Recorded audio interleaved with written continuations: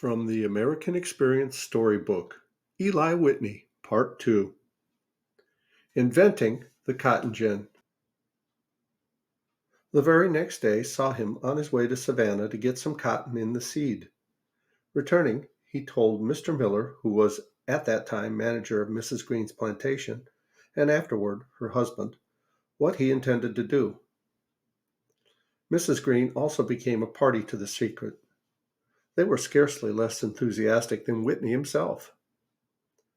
The room in the basement of the house served for a shop. Here they set up a workbench and assembled a few common tools. This done, Whitney set to work. In Asia, the West Indies, and along the coast in the south, a crude kind of roller gin was in use, made of two rollers which revolved very close together. The seed cotton put in on one side was drawn between the revolving rollers as clothes are drawn through a clothes wringer. The seeds, too large to go between the rollers, were broken off and dropped down on the opposite side from the cotton. This roller gin answered fairly well for the black seed cotton of Asia and the West Indies, and what little was raised along the coast of the South, as it has a long fiber and large seeds loosely attached. With a roller gin, one man could clean from 50 to 60 pounds of black seed cotton in a day. But the roller gin would not clean the green seed cotton raised in the uplands of Georgia, which has a short fiber and small seeds firmly attached. Whitney, however, obtained a valuable suggestion from the roller gin. He thought it would be a good idea to make a machine which would shove or thrust the cotton through slits so narrow that when the cotton was thrust through, the seeds would be torn off, just as they were broken off when the cotton was drawn between the rollers of the roller gin. How could such a machine be made? Whitney's first successful gin had a hopper to hold the cotton. Iron bars placed close together in pairs formed one side of the hopper, and heavy boards the other. Reaching well up into the hopper was a wooden cylinder armed with rows of wire teeth curved slightly back from the direction in which the cylinder moved. When the cylinder turned, the short wire teeth grabbed small bunches of cotton and thrust these through the slits between the iron bars. The pressure of the cotton on the sides of the slits pulled off the seeds, which dropped into a trough while the cotton fiber was drawn down through the slits. Most of the fiber fell from the wire teeth. What still held on was pushed off by big brushes on the left of the machine, which revolved in an opposite direction and 4 times as fast as the cylinder. Whitney did not make a machine like this at first. The hopper of iron gratings and boards was clear in his mind from the start. The part giving the most trouble was the teeth of the cylinder. His first idea was to use teeth like the teeth of a circular saw, but he had at hand no iron plates thin and strong enough to make such teeth. Fortunately, there arrived at this time at Mrs. Green's a coil of heavy iron wire, brought to make a birdcage for the daughter. The sight of this wire suggested to Whitney making wire teeth. The wire was too large and had to be drawn smaller. This was slow work with Whitney's crude tools, but he was an expert. Had he not drawn thousands of bonnet pins? Trial after trial was made with the wire teeth of different lengths and shape. He finally learned that teeth about an inch long and curved slightly back from the direction in which the cylinder turned were the best, and would take out all the seeds and not greatly injure the fiber. But every little while the teeth would become clogged, and it was hard work to get the cotton off. Mrs. Green one day saw Whitney working away, cleaning the clogged teeth. "Why don't you clean the cotton off this way?" And she began to brush away with a hearth brush. "Just the thing!" exclaimed Whitney. Forthwith, a revolving brush was set up just back of the toothed cylinder. Toward the end of winter in 1793, Whitney completed his first machine.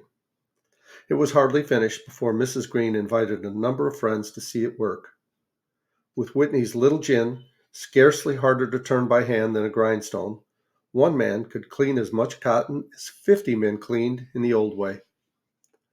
The planters looked on in amazement and were quick to see that with this machine to take out the seeds, they could raise cotton at a good profit. They congratulated Whitney on his ingenuity. They urged him to get a patent at once, telling him that his invention was sure to bring him wealth and honor. Whitney was too much of a Yankee to be adverse either to wealth or to honor. He and Mrs. Miller entered into a partnership to take out a patent and to make and sell gins. Mr. Miller was to supply the money. So enthusiastic were the planters over the outlook for raising cotton that it was hard for them to keep such a secret to themselves. Before long, the news was all over Georgia. Crowds gathered from all parts of the state. The machine had not yet been patented, and Mr. Miller would not let them see it. One night, the shed in which it was kept was broken open and the machine carried away. It thus came about that gins were made after Whitney's idea before he secured his patent. Seeking the reward. Miller and Whitney, as the firm was called, made a mistake often made by young men. They wanted to make a lot of money, and they wanted to make it quickly. Instead of asking a modest sum for the use of a gin and letting anyone make one who wanted to, they proposed to build and own all the gins that were to be used. For ginning the cotton, they proposed to take from the planters each third pound of clean cotton. This was an exorbitant charge. The very best cotton planters resented such a price and were angry at what they called a monopoly. The gins, for use at this time, had as a rule 80 rows of teeth and were worked by 2 horses or oxen, or by water power. With such a gin, one man could clean 5,000 pounds of seed cotton, or prepare from 1,000 to 1,200 pounds of clean cotton for market in a day, which is as much as 1,000 men could clean by hand. Is it any wonder that these 2 men had visions of great and immediate wealth? From the first, Miller and Whitney found it difficult to obtain the money they needed to build a factory and to procure tools and materials. To build gins in large number also proved a bigger undertaking than either of the partners had supposed. For in the days when the cotton gin was young, there were few skilled mechanics, and there were no self-acting lathes or planes or drills. Everything was done by hand. Then, too, the young men had bad luck. The factory which they built in New Haven, Connecticut, was hardly in good working order before it caught fire, and building machinery and finished gins were destroyed. Though steps were taken at once to build a new factory, this accident lessened the number of gins they were able to make. As late as 1796, they only had 30 gins of their own at work in the state of Georgia. In the meantime, the production of cotton in the South increased by leaps and bounds. In 1792, the year before the invention of the cotton gin, there were raised and sent out of the United States 138,000 pounds of cotton. In 1793, about 487,000 pounds were exported. In 1794, about 1 million, and in 1800, 17 million pounds. The planters put in cotton, expecting to take the seeds out of it with Whitney's gins. Even if the planters had been willing to pay 1 pound out of each 3 for ginning, there were many who were not. Miller and Whitney had not and could not possibly have built gins enough to clean the entire cotton crop. What were the planters to do? Were they to let their cotton stand in the field and spoil because there was no gin owned and made by Miller and Whitney at hand to clean it? Were they to stop raising cotton because 2 young men had a patent on a great invention and had a foolish idea about how to make a fortune out of it? The planters did what it was natural to expect them to do. They had some nearby carpenter and blacksmith make them a gin, and with it they cleaned their cotton. Seeing what the planters were doing, Miller and Whitney gave up the idea of making and owning all the gins. They now tried to collect royalty of $200 a year on each gin in operation.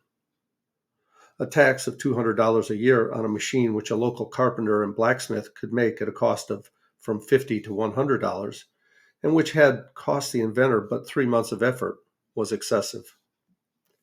A few planters paid the fee, but most of them refused. An agent sent out through Georgia to collect these royalties was not able to get money enough even to pay his own expenses. Miller and Whitney had other troubles quite as serious as trying to collect royalties from planters. Hodgson Holmes of Georgia patented a gin called the saw gin. It was made like Whitney's, except the dull teeth, like the teeth of a circular saw, were used instead of wire teeth. Holmes's saw gin took out seeds better than Whitney's and did less injury to the cotton. Naturally, people preferred it to Whitney's, and it was on the point of driving his machine from the field. Whitney's first idea, you will remember, was to use saw teeth, but iron plates thin and strong enough to make saw teeth was not to be had, so he fell back on wire teeth. Whitney therefore felt that Holmes was using his idea, and he brought suit in court to prevent the making of saw gins. Unfortunately for Whitney, in his application for a patent, nothing was said either in words or in drawings about saw teeth. For this reason, it was hard for Whitney to prove that the idea of using saw teeth belonged to him and not to Holmes. He finally succeeded, and Holmes' patent was taken away. Finding it difficult to keep others from making and selling gins after their model and being unable to collect a royalty from the planters, Miller and Whitney now thought it would be best to sell the right to use their gin to the states themselves. In this way, they received altogether $90,000. Much of this sum was spent for lawyers' fees and other expenses. What little remained made up in large part Whitney's reward for his invention and for years of worry and disappointment. If the cotton gin failed to bring to Whitney the wealth of which he dreamed, it did bring great wealth to the South. The invention came at a time when the old products of the South, such as tobacco and rice, were cheap, and when it was hard to find profitable use for her lands and for her slaves. The cotton gin created for her a new crop, king cotton, in which there were enormous profits. These profits made the South rich, adding millions of dollars to the value of her plantations. Making muskets. However, Whitney was destined to become rich. He was too gifted a man to be crushed by disappointment over his first invention. As soon as he saw that there was small chance of getting much of anything out of the cotton gin, he looked about for a field where he could use the genius he had for mechanics and invention, and where by industry and economy he might perhaps make the fortune which he once thought was all but in his hands. He began to make muskets for the government, and in 1798 he built a factory at New Haven, Connecticut. Whitney's genius for invention showed itself no less in manufacturing muskets than in making the first cotton gin. Before his day, one man made the lock of a gun, another carved the stock, another drilled out the barrel, and so on. Each workman had considerable skill, did everything by hand, and made one entire piece. But no two locks or stocks or barrels were exactly alike. If the lock of a musket broke, no other lock would fit. A new lock had to be made for that particular gun. Whitney changed all this. He invented power machines to cut, to file, to drill, and to bore, which did away with hand machines. He divided the making of a musket into about 100 parts, and divided the making of each part into a number of single steps, so that little skill was needed by a workman to do any one of them. Each part was made after a pattern, so that all locks, all stocks, and all barrels were exactly alike. If part of a musket broke, it could be replaced at slight cost by a new piece from the factory, which was sure to fit. Whitney was the first to manufacture anything in this new way. His ideas were followed by others, and similar methods are now used in making all kinds of things. For this reason, Whitney is often called the father of modern factory methods. He will always be honored, of course, as the inventor of the cotton gin, but his right to fame rests no less on what he taught the world about the use of machines in the making of common things.